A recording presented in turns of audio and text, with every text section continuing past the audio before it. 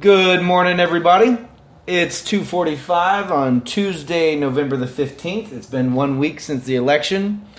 1 week ago, I guess we all thought that things were going to go very differently. But I think it's awesome that we're already starting to see a lot of the things that I really thought were going to happen. It's interesting to me. I haven't seen any of the reactions from all my big Trump-supporting friends. I'll admit that I have scrolled through Facebook a few times. Good Lord, though. Man, I don't even really want to get on Facebook anymore because it's all just hateful, negative shit. Like, I don't even have the urge because I don't even want to interject that into my day. Like, I've got enough, going on. But I don't see anybody talking about how while Trump was supposed to be this outsider who was going to come in and establish all these like stout Republican policies and bring about all these new people in. As I'm looking through the quote short list of the picks, looks to me like he just picked a bunch of old school establishment Republicans. And from what I've also heard, he's also gone back on the wall. The wall is now canceled. It's now going to be fences, or there's going to be some areas of some fence. It's going to be mostly fences, if it's going to be anything at all. Haven't heard any criticism from the Republicans. Talking about like, oh, well, wait, you said wall, not fence. Hillary Clinton said fence. Okay, so where are you guys on that one? Where are you on Reese Priebus, the chair of the Republican National Committee for Chief of Staff? That's about as establishment as you can get, right?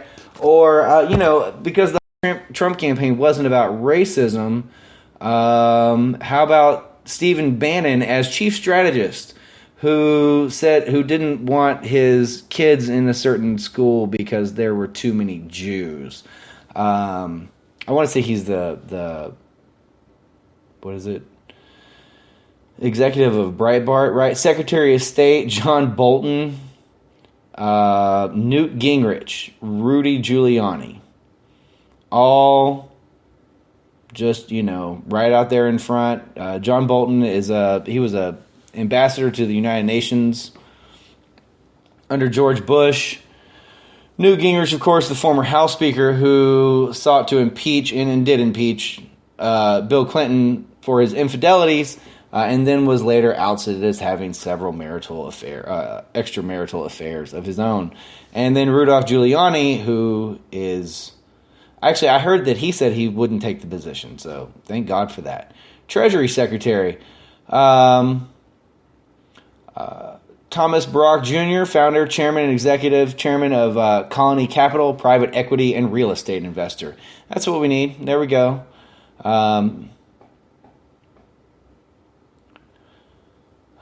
Actually, Tim Paula, how was that? Pawlenty, former Minnesota governor. Stephen, I don't even know how to say that, Mnuchin, former Goldman Sachs executive and Trump's campaign finance chairman. Former Goldman Sachs executive. The same people that were paying Hillary Clinton, the same people who you complained about Hillary Clinton paying Hillary Clinton all that money, is now Trump's, in line to possibly be Trump's Treasury Secretary. Attorney General. Again, Giuliani's on the list. Oh, no, maybe he said he wouldn't take Attorney General. Maybe he wants Secretary of State. Good Lord, please no. Chris Christie, he's likely to be in jail anytime soon. And then Senator Jeff Sessions, again, another establishment Republican. So where's all this outside influence? Where is it?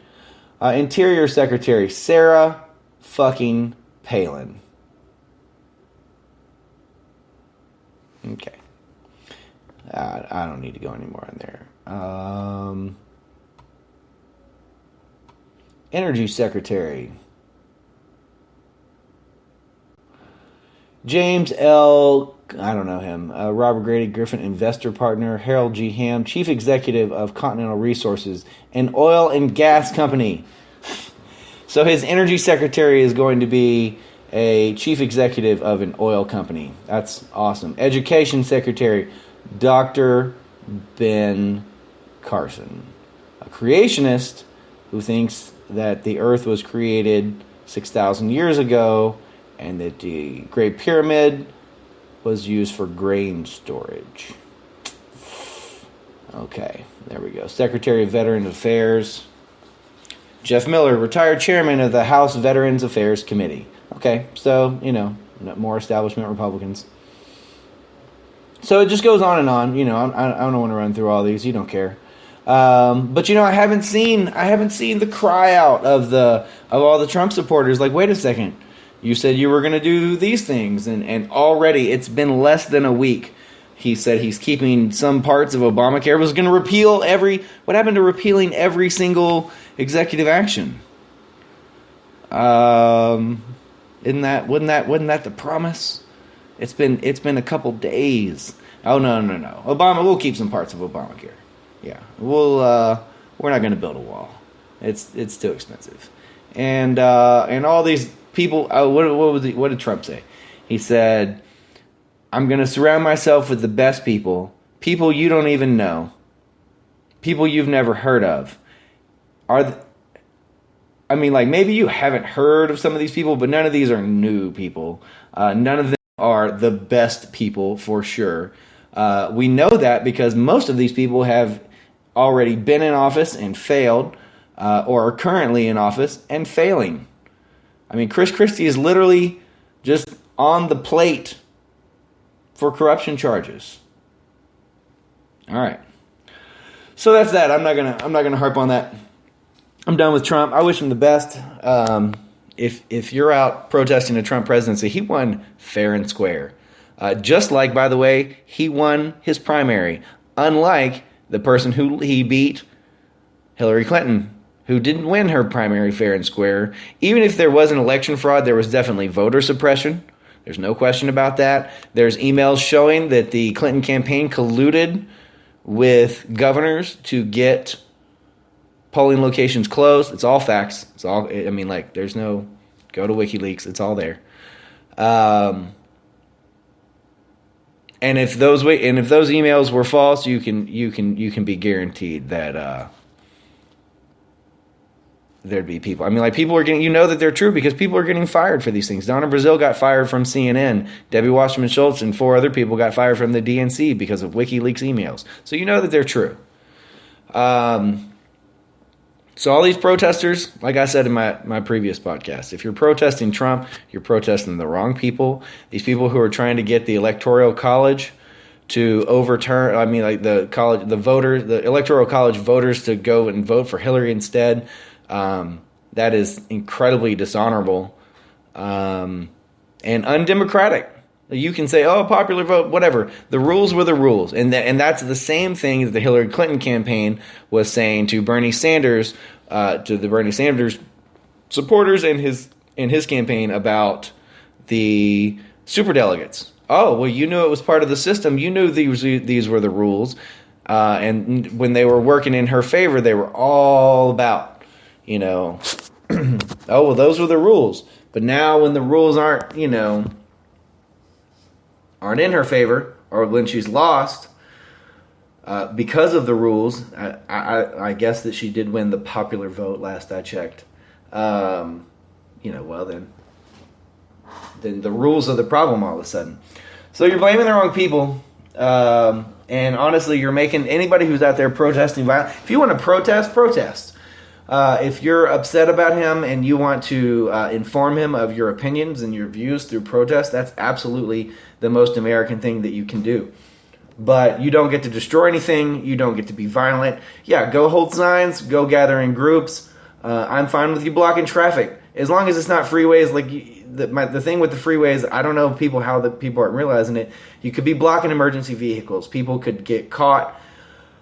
In these, you could be stopping somebody from getting home from saving somebody's life. You don't like. I'm all about the protest, and I want it to get attention. You don't want it to get that kind of attention, though. That'll spin it on its head. We're just one episode where an ambulance is stuck behind a protest and it can't get to a hospital, and a pregnant mom dies, in childbirth in the back of a hospital. And then things will get nasty. It'll get real nasty when we start having these protests. So stay out of the highways. If you're going to block the streets and stuff like that, there's other ways around. You're on the highways. Sometimes, you're up in the up. There's nowhere to go. That's not the thing to do. And you shouldn't be. You should be out against Hillary. Huma Abedin crying in the streets. She should be crying in the streets. Oh man, especially if they're like Hillary's coming out, they're blaming the FBI. Well, if they're blaming the FBI, then that only happened because of Huma Abedin and Anthony Weiner and that other computer. So she has to feel fairly directly at fault if that's the real line. The real truth is she was never going to win. I never believed the polls. People don't pick up their home phones. People don't have phones. People don't pick up numbers they don't know. So I don't buy it. I never bought the polls. I never saw Hillary signs. And I saw Trump signs everywhere. And she just had too much baggage. It's her fault. And it's only her fault that she lost. And like I said, she was always going to lose. That's why I was upset when Bernie didn't win. I said it back then. I didn't have a podcast then. I wasn't doing this. But I told everybody that I knew that Trump is going to, if it's Hillary Clinton, then Trump is going to beat her because she doesn't have any support. You can tell because nobody comes to her rallies. Ugh.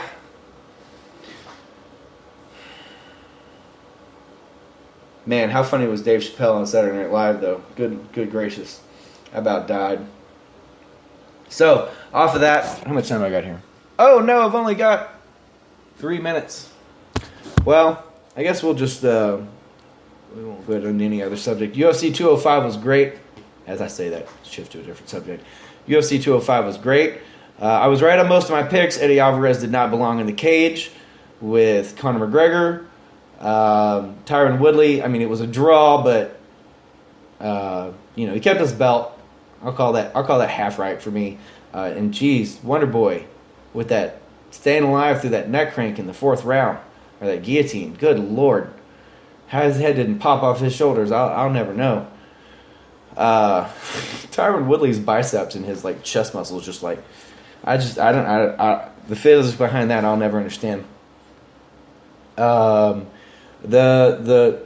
two girls fighting, Joanna Yankovic or whatever, and I can't remember her name. I had remembered it, but that she didn't belong in the ring with her either. Her punches were slow. She was all laid back against the cage, all calm, like nothing was going to happen. And then she got into the ring and moved slow. Was throwing these half-assed, they weren't feints. You throw a feint like you're going to throw a punch, right? But it was I don't know, kind of pawing. But it left her open, and then she just got picked apart. She did land that one good punch, and I really think just because the other girl was well, I'm just gonna take her out because she's just standing here, taking these punches to the face. So there was that one. The Weidman fight, I was definitely wrong about. Man, that was a brutal knee. Blood was just pouring out of his head. I didn't like that guy. I didn't like that guy he fought. I can't remember his name. I guess he's going to get to fight Michael Bisping. We'll see how that goes. But just that shit with pouring water on himself, and I don't like people that do shitty things like that. If you're going to use tactics like follow the rules. If you're going to be that kind of guy, then don't stand up and be what? You all knew that you were pouring water all over yourself, all over the mat. And I guess they were saying, I think in Joe Rogan's podcast, that that guy has a history of that. He had done something with a stool and sat on it for 20 seconds too long. A big guy like that, 20 seconds on a stool matters. So, all right, well, my 15 minutes is up. You guys have a great Tuesday.